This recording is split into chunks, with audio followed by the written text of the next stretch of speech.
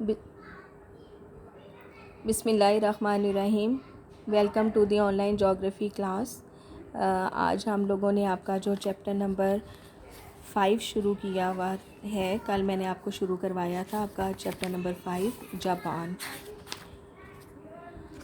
اس میں سے ہم نے پاپولیشن کو دیکھا تھا، زراعت کو دیکھا تھا، اور کچھ جو ہے وہ زراعت کی خصوصیات کے بارے میں جو ہے وہ ہم نے اسٹڈی کیا تھا. آج ہم جو ہے وہ دیکھیں گے جاپان کی فصلوں کے بارے میں کہ کون کون سی فصلیں ہیں جو کہ جاپان میں اگائی جاتی ہیں. اب جو مجموعی طور پر جاپان کا جو زیر کاشت رقبہ ہے وہ 40% حصہ جو ہے اس میں سے اس کے اوپر چاول جو ہے وہ اگائے جاتے ہیں. سوائے اٹلی اور اسپین کے سب سے زیادہ دنیا میں چاول جو ہے اس کی پیداوار جاپان سے حاصل کی جاتی ہے. اس کے علاوہ جو ہے گندم اور جو بھی جاپان کی اہم فصلوں میں شمار ہوتے ہیں. تقریباً جو ہے جو اور گندم ان دونوں کو کل قابل کاشت رقبے کے 23% حصے پر جو ہے وہ اگایا جاتا ہے. گیہوں جو ہے وہ جاپان میں وسیع طور پر کاشت ہوتے ہیں اور اس کی جو پیداوار ہے زیادہ جو ہے وہ 37 درجے ارض بلد کے جنوب میں ہے.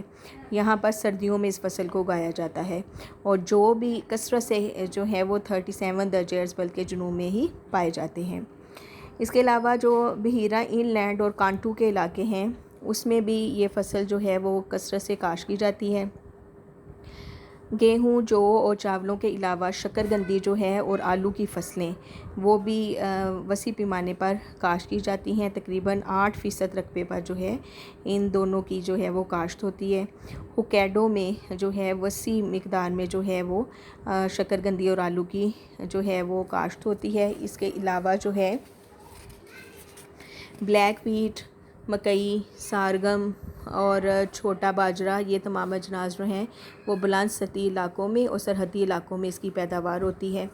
اس کے علاوہ جو ہے توش پھل، زیادہ تر اس میں سنترے جو ہیں وہ شامل ہیں جو کہ کانٹو کے جنوب میں بحیرہ ان لینڈ کے ساحلی علاقوں میں کاشت کیے جاتے ہیں. اور دوسرے بھی کئی پھل ہیں جو کہ جاپان میں پیدا ہوتے ہیں. اکیٹا اور شمالی ہونشو میں جو ہیں وہ سیبوں کے باغات ہیں. اس کے علاوہ جاپان میں تیل نکالنے کے بیج، سنتی اور ریشہ دار فصلیں بھی کاشت کی جاتی ہیں. شہتوت کے درخت پر ریشم کے کیڑے کو پالنا جو ہے وہ بھی بہت اہمیت رکھتا ہے جاپان میں. اس کے علاوہ چائے کی کاشت جو ہے وہ بھی بلند علاقوں کی ڈھلانوں پر جو ہے وہ کی جاتی ہے. اور صنعت مویشی پروری جاپان میں بہت اہمیت رکھتی ہے کیونکہ زرعی پیداوار کے لیے زمین جو ہے وہ محدود ہے. اس کے بعد ٹاپک آ جاتا ہے معدنیات کا.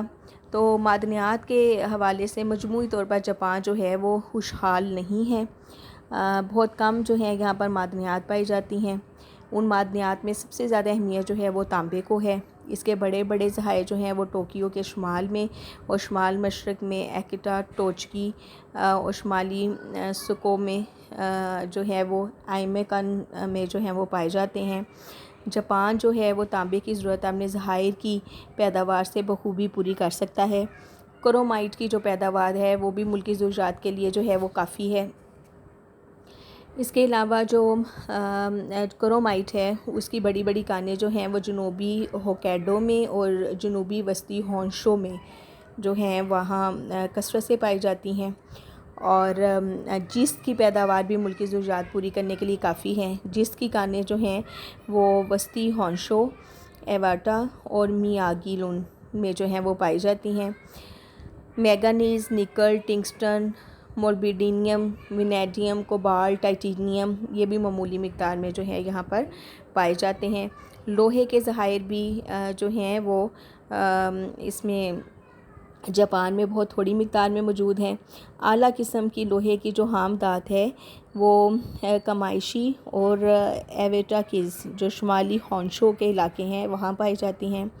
لوہے کی پیداوار ملک کی ضروریات پوری کرنے کے لیے کافی نہیں ہے، اس لیے بیرونی ممالک سے بھی درآمد کیا جاتا ہے.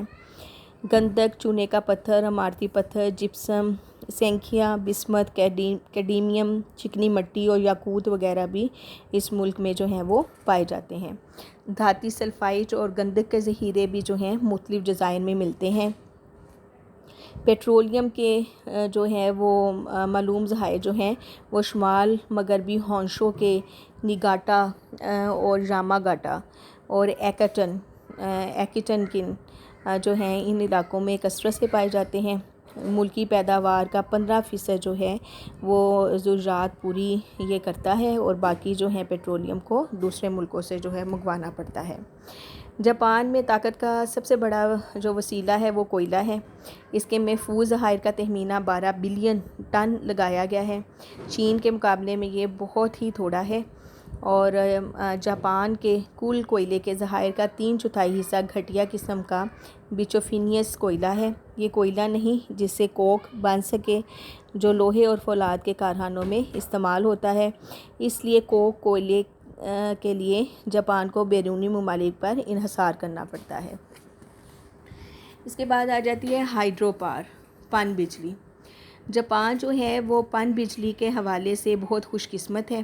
پن بجلی کی پیداوار کے لیے یہاں پر حالات بہت سازگار ہیں، اور ان حالات میں جو قابل ذکر ہیں وہ یہ ہیں کہ یہاں پر بارش کی کثرت ہوتی ہے، تیز رفتار دریا ہیں، بلند پہاڑ ہیں، اور باقاعدہ پانی کا بہاؤ ہے، اور یہی 4 فیکٹر ایسے ہیں جو کہ پن بجلی پیدا کرنے کے لیے جو ہیں وہ بہت موافق ہوتے ہیں۔ جاپانیوں نے جو ہیں وہ جو پن بجلی کے ذخائر ہیں 75% جو ہے اپنی طاقت اس سے ہی حاصل کر لی ہوئی ہے، اور یہاں پر جو ہے چھوٹے بڑے جو جزیرے ہیں اس میں پن بجلی کے اسٹیشن موجود ہیں، اور جہاں سے جو ہے وہ بجلی پیدا کی جاتی ہے۔ 1995 کے مطابق جاپان میں بجلی کی جو نسبی صلاحیت ہے وہ 227 جو ہے وہ واٹ ہے، جبکہ بجلی کی پیداوار 992 جو ہے 19 بجلی گھروں میں 45 جوہری ری ایکٹر نصب تھے جو 29.4% برقی توانائی پیدا کرتے ہیں۔ باقی 70.5% جو ہے وہ 10 پرائیویٹ کمپنیاں سپلائی کرتی ہیں۔ 1995 میں مزید 10 جوہری ری ایکٹر جو ہے وہ تعمیر کیے گئے ہیں۔ صنعت اور تجارت، ٹریڈ اینڈ انڈسٹری۔ 100 سال قبل جو ہے وہ جاپان کو ایک زرعی ملک ہی سمجھا جاتا تھا۔ یہاں پر صرف گھریلو صنعتیں جو ہیں وہ قائم تھیں۔ دوسری جنگ عظیم سے قبل جو ہیں وہ جاپان میں جو ہیں وہ ہلکی صنعتیں جو ہیں ان کو کافی ترقی ہوئی، اور 1930 میں جو ہے وہ ملک میں بھاری صنعتوں کی طرف جو ہے وہ رجحان ہو گیا۔ دوسری جنگ عظیم کے دوران ترقی کی رفتار جو ہے وہ بہت تیز ہوئی، اور 1945 میں جب جنگ ختم ہوئی تو جاپان میں بہت سی صنعتیں جو ہیں وہ قائم ہو چکی تھیں۔ چند سالوں میں ہی جاپان نے جو ہے وہ اثر نو ترقی کر لی ہے۔ دوسری عالمی جنگ کے بعد جاپان کی ترقی کی 3 منازل جو ہیں وہ طے ہوئیں۔ پہلا دور جو ہے 1945 سے 1952 تک کا ہے، دوسرا 1959 تک کا ہے، اور تیسرا جو ہے وہ دور جو ہے تنظیم نو اوتسوئی کا دور ہے۔ اب ملک میں بھاری صنعتوں پر زور دیا جاتا ہے، اور 1960 کے بعد بھاری کیمیائی اور مشینی صنعتوں نے جو ہے وہ بہت ترقی جو ہے وہ یہاں پر حاصل کر لی ہے۔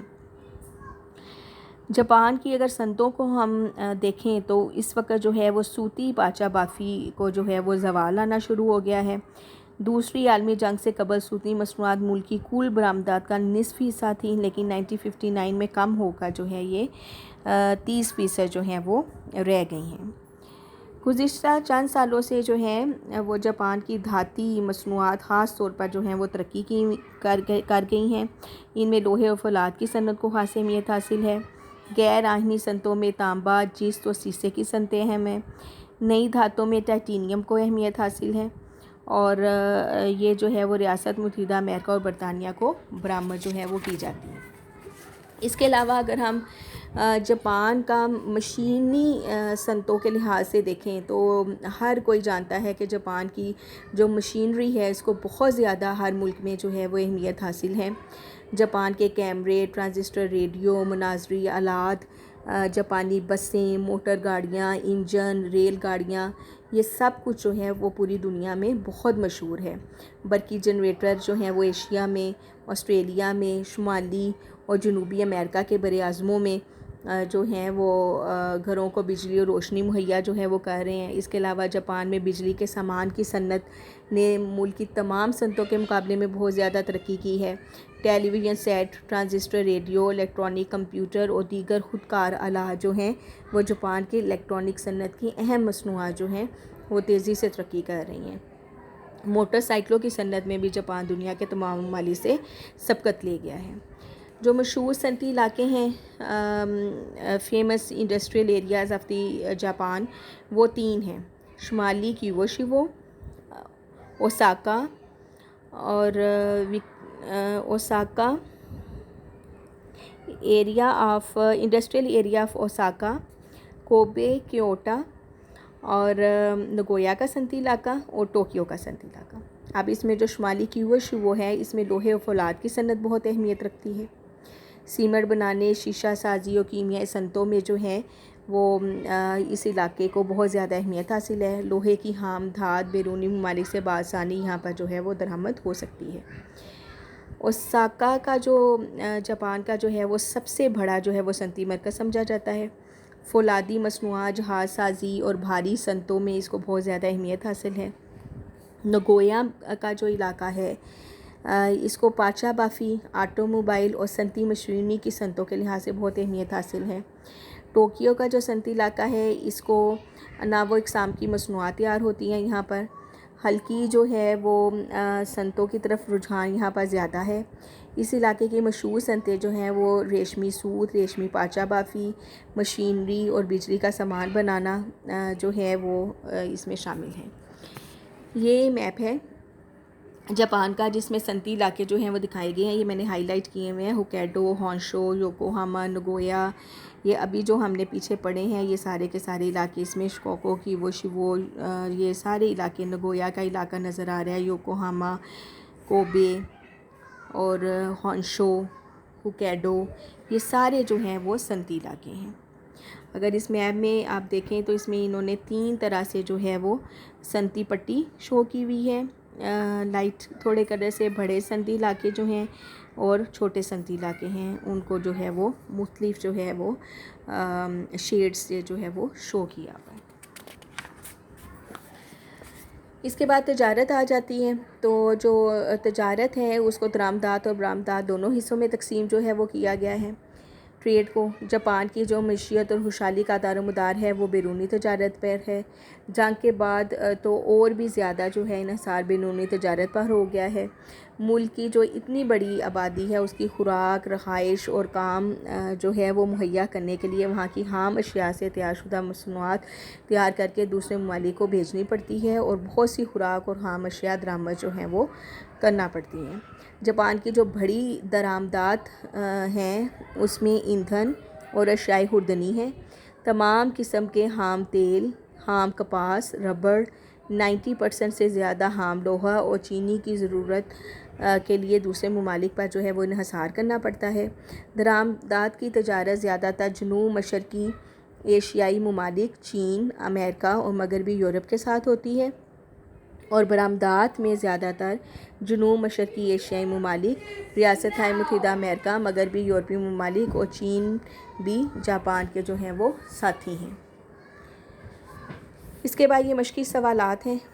جاپان کی آبادی اور اس کی تقسیم کے بارے میں خاص حقائق کا ذکر قلم بند کیجیے، نیز ملک کے ان 4 حصوں کی جو ہے وہ نشاندہی کیجیے جو زیادہ گنجان آباد ہیں۔ تو یہ پیچھے کویسچن موجود ہے، آسانی سے مل جائے گا آپ کو۔ جاپان کی زرعی اور معدنی اہمیت بیان کیجیے۔ جاپان ایشیا کا واحد ملک ہے جو صنعتی ترقی میں امریکہ اور یورپی ممالک کے ہم پلہ آ گیا ہے۔ اس پر تفصیل سے لکھیں، تو اس میں آپ جاپان کا صنعتی جو حال ہے وہ لکھیں گے سارے کا سارا۔ جاپان کے بڑے بڑے صنعتی خطے کون سے ہیں؟ یہ ابھی جو میں نے آپ کو 4 بتائے تھے، یہ جو ابھی ہم نے یہ پیچھے پڑھا ہے اس میں یہ آ جائیں گے، جو یہ علاقے شمالی کیوشیبو، اوساکا، نگویا اور ٹوکیو کا صنعتی علاقہ، یہ چاروں جو ہیں اس میں آ جائیں گے۔ جاپان کی غیر ملکی تجارت پر ایک جامع مضمون لکھیے، تو یہ جو تجارت کے حوالے سے بھی ہم نے پڑھا ہے اس کو جو ہے اس میں یہ آ جائے گا۔ اس کے ساتھ ہی آج آپ کا 5 چیپٹر ختم ہوتا ہے۔ کل ہم آپ کا اگلا چیپٹر شروع کریں گے۔ اس لیکچر کو جو ہے وہ آپ دھیان سے جو ہے وہ پڑھیں اور سنیں، اپنی بک سے بھی پڑھیں اور میرا جو لیکچر ہے اس کو بھی سنیں، اور کوئی بھی پرابلم ہو تو کمنٹ باکس میں پوچھ سکتے ہیں۔ اللہ حافظ۔